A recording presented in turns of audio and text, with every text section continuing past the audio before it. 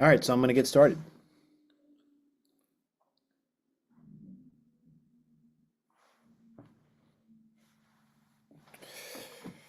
So today we have a special edition webinar, how to engineer your menu to increase sales.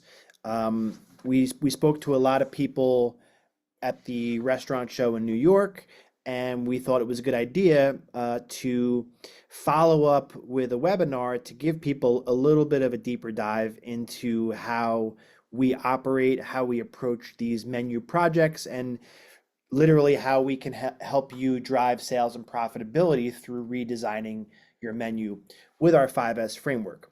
So without further ado, a little bit about us. We're Main Street Menu Club. Since 2012, we've been working with restaurant groups to drive profitability and sales through their menu. Everything that we produce is done in-house by our full-time creative team who are trained on our 5S framework, which is our process for engineering menus. We don't use any subcontractors or freelancers, and everything we design is created specifically for your brand. So we don't use any templates, we don't reuse any designs. Everything is built from scratch for you based on your business goals. So we have our 5S framework for success. And the first S is strategy. We want to outline a clear game plan for success. And we found over the years, there are common problems that menu engineering can solve. A lot of restaurants think they have a sales problem or they have a training problem, but the reality is they have a menu design problem. And we find that these kind of fall into one of two categories, either operations or brand identity. Now, on the operations side, maybe your servers are too busy or too shy to upsell. Maybe your menu design is confusing and overwhelming to your guests. Maybe guests are not ordering the items that make you unique. Maybe you have high turnover or part-time staff, and you need the menu to function as a product training tool to get these new hires up to speed on the products that you offer. And on the other side of it is brand identity. So maybe you're looking to reinforce your brand identity. You're looking to preserve your culture as you open up new locations and expand to new markets. Maybe you're wasting company resources designing and managing menus in-house. And maybe you're just tired of working with designers who just don't get it. Maybe it's a freelancer, it's somebody that works for you, it's a family member, a loyal customer, or maybe you're doing it yourself. So we find that it's important to understand what we're trying to solve with a redesigned menu. If we can solve one or some or all of these problems, that is a great solution for your business that will unlock growth. The second S is structure.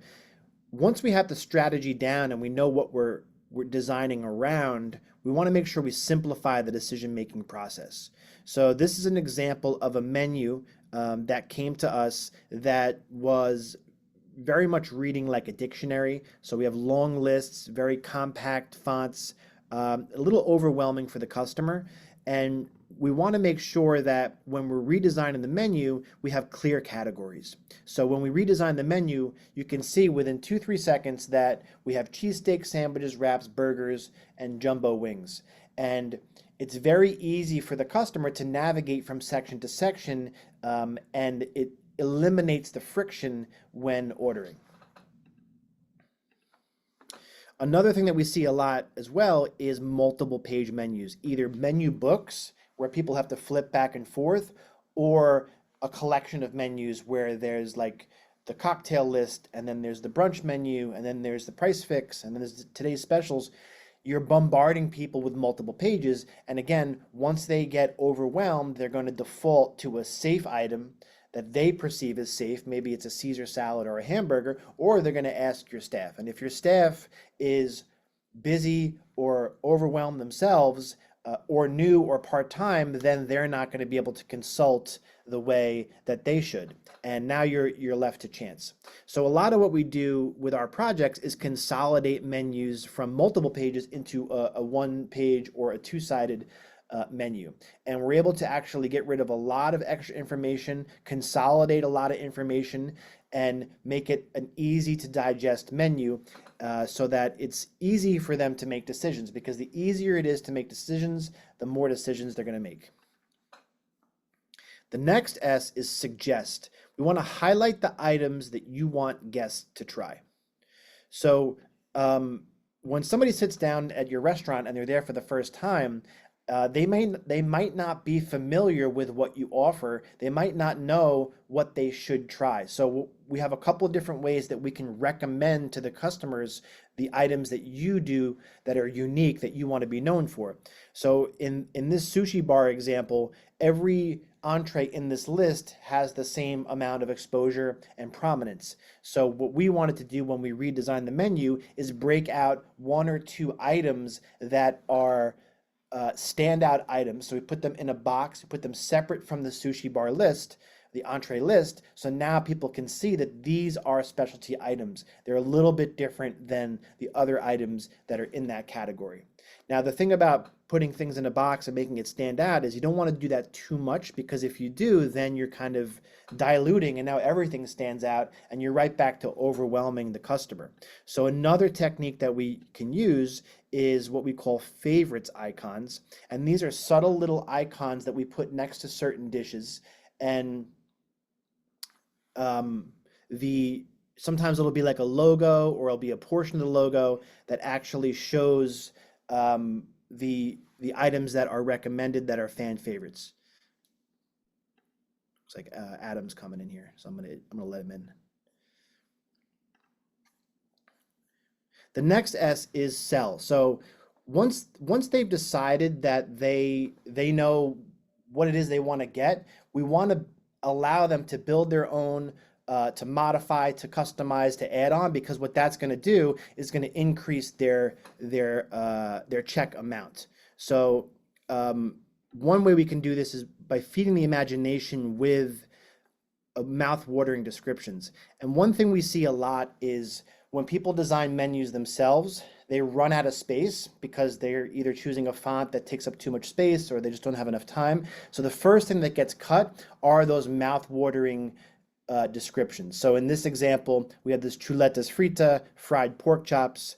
So when we redid the menu, we were able to choose a font that was much more condensed and compact, and create a lot more space. So we could say pork chops fried until golden and crispy on the outside, juicy and tender on the inside. So the more we can explain the dish and sell the dish, the more that people will trust the dish, and we can also sell it a little bit and kind of get those taste buds going. Another thing that we see a lot too is in a build your own concept.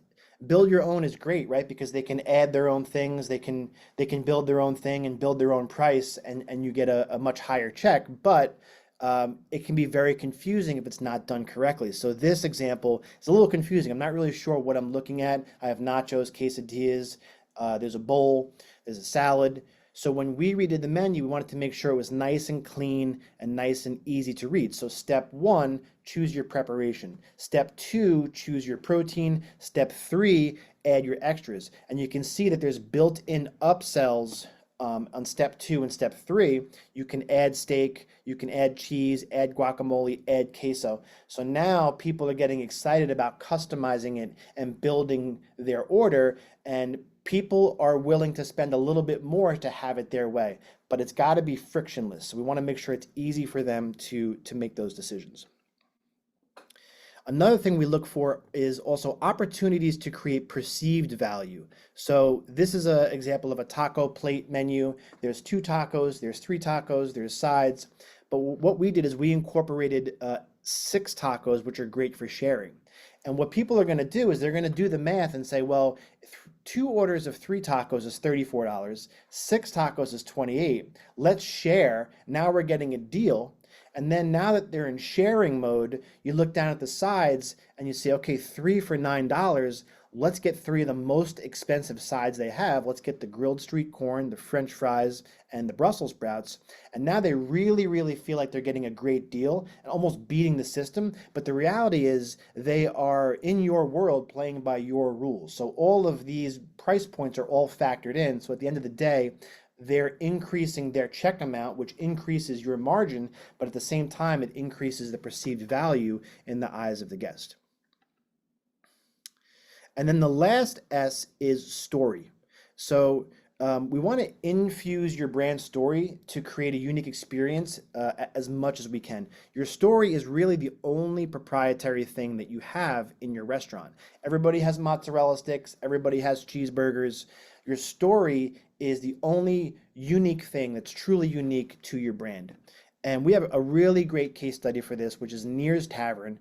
They're located over in Woodhaven, Queens, and they're one of the oldest restaurants in New York City. And they've been around for 195 years. And when their menu came to us, it was literally on a Word document. And there was no story injected, none of our five S's. And the reality is they have so much rich history. So part of the movie Goodfellas was shot there. This was like the social club where they hung out, where Robert De Niro, sat and decided he was going to whack Maury. It used to be used to have a bowling alley. It used to be across the street from a racetrack, which is why that's in their logo with the guy on the horse. So it used to be kind of like an off-track betting.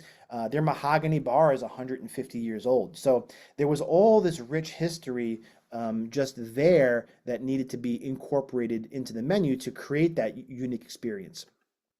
So when we redid the menu, we wanted to make sure we were true to the brand and injected the story. So a couple of ways that we did that are by literally, one, putting the story right on the menu. And you don't want to put the whole story because obviously we have to create, we have to save space for other things, but a little teaser of the story with a QR code that links to the website, and the website's where they can read the full story is a great tool. And then we found the oldest photo that we could find from however many years ago it was to really show how long that this location has been a restaurant. So that's just a very easy way to literally inject the story onto the menu. The other thing we did when we were designing the menu is we pulled old racetrack programs and tickets from Churchill Downs from back at the turn of the century, and we actually incorporated some of those designs in the menu. So if you see this border here from this old Churchill Downs ticket, that's the same border we recreated and put on the menu.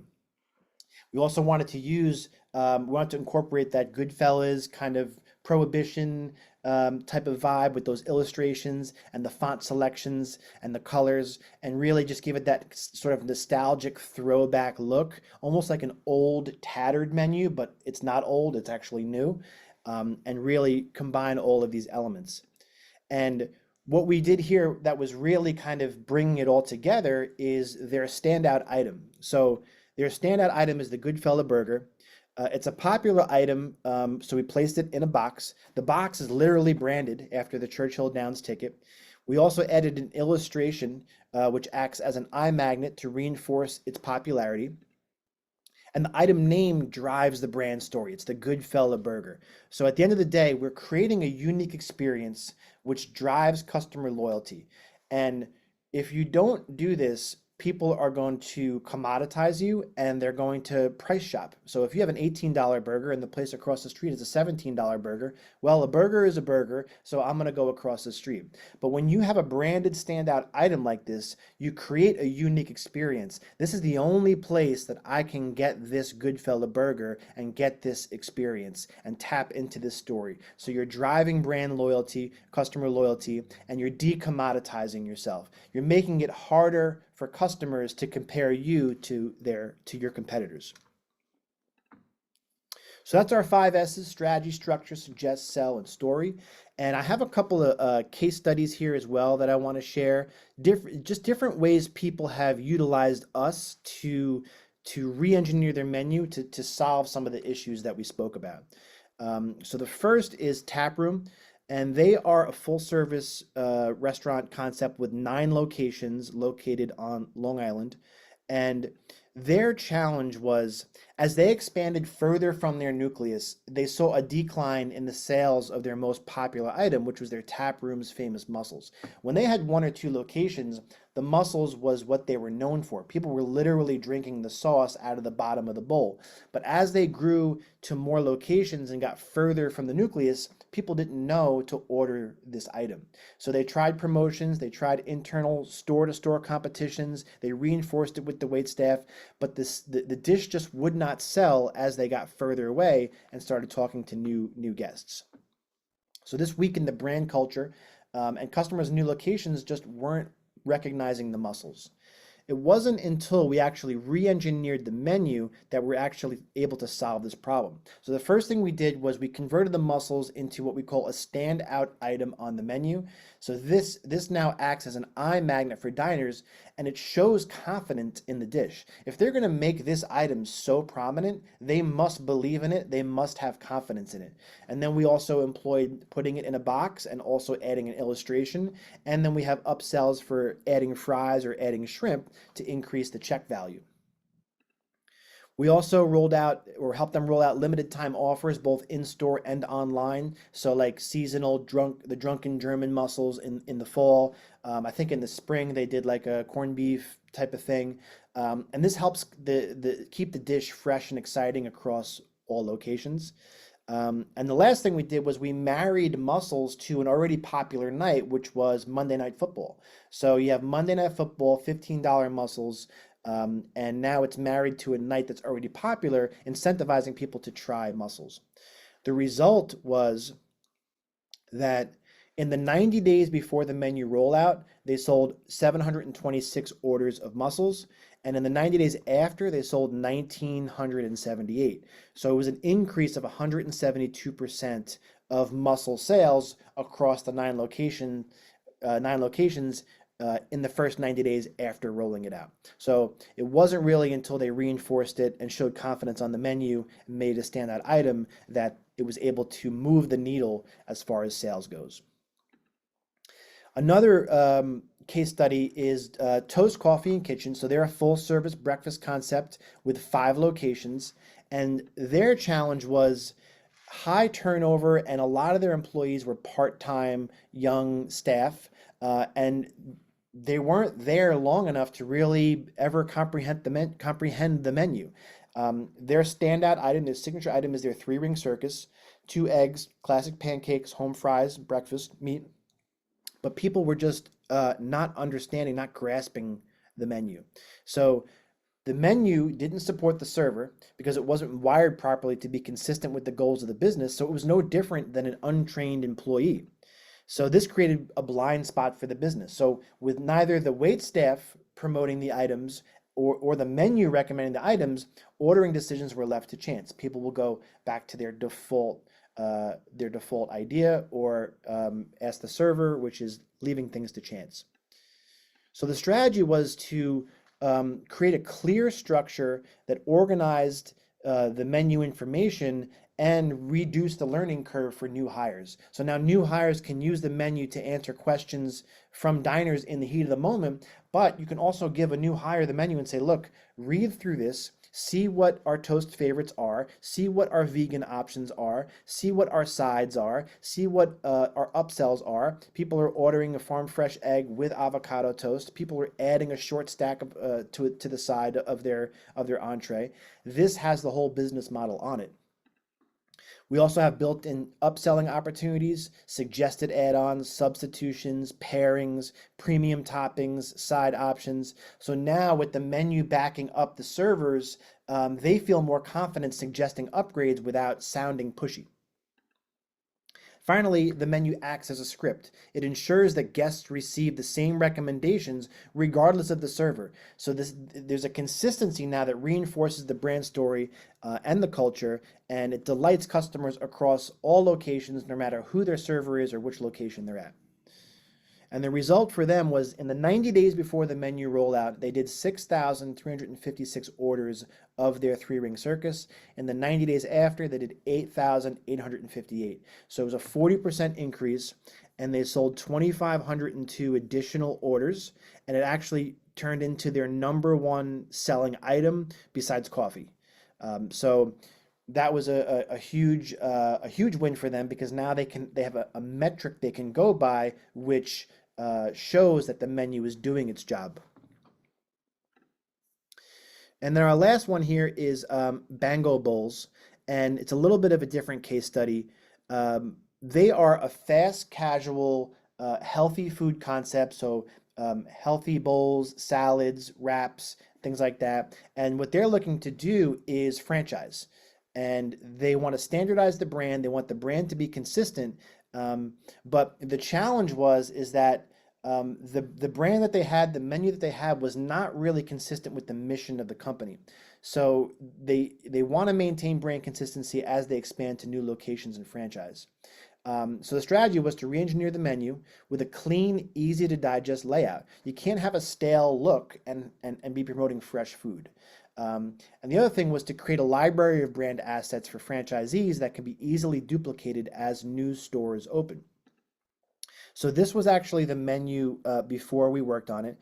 Not the worst menu I've ever seen, but a little bit stale, a little bit boxy. Some of those headers are kind of hard to read. The down here, the pokey green bowls and salads are all inside one box. Those should kind of probably be three different sections. So it's a little bit stale and just kind of lacking what they needed. So when we redid the menu, we got rid of all those boxes and we created a new category called handhelds, which is very easy to understand. This is something I can hold in my hand. And the other thing we did was we broke out the grain bowls, the poke bowls, and the salad bowls into three different easy to digest sections. So there's less going on. There's more negative space, which is a cleaner look, and very clear sections and clear headers so people can easily see what it is that Bango offers. This is their build your own page. Again, a little boxy, a little stale, a little hard to read. Those toppings are very close together, strains the eyes a little confusing. So when we redid it, we wanted to again make it more colorful and vibrant and easy to read. It flows much better, and it's much more on brand with who they are. And then this is their catering menu. Again, utilizing as many photos as we can, vibrant colors. The food is what they're selling, is the freshness of the food. So we want vibrant colors. And again, easy to understand sections that are laid out in a way that you can navigate without getting overwhelmed. And then what we did for them as well, as they're opening up new franchisees and new locations, we put together sort of a marketing package for the opening of new stores. So we have window graphics and flags that are for coming soon. And then once they're open, now we have the now open window graphics and flags. We also did a mural inside of the restaurant, which is a really cool project, which really brought the brand together. And a car wrap, and then this is a picture of those window graphics. So now when they open up new locations, hopefully at a high frequency, they have the branding package ready to go, and they're not reinventing the wheel each time. And more importantly, every location is now consistent. So that's our 5S framework. Strategy, outlining a clear game plan for success. Structure, simplifying the decision-making process. Suggest, highlight the items that you want guests to try. Sell, help them modify, create your own and personalize to increase the check percentage. And also story, infuse your brand to create a unique experience. So that's pretty much it. I have here a QR code for people if they want to schedule a free menu review. You can also email, you can call or text as well. I'm happy to go through any restaurant's menu, talk shop, give you some recommendations, whether or not you work with us. I can pretty easily kind of do a quick menu assessment and help you understand where the gap might be. So if you're interested, definitely reach out. And if you're watching this and you attended the trade show at the Javits Center, I really appreciate you coming by our booth. And we'll talk to you next time.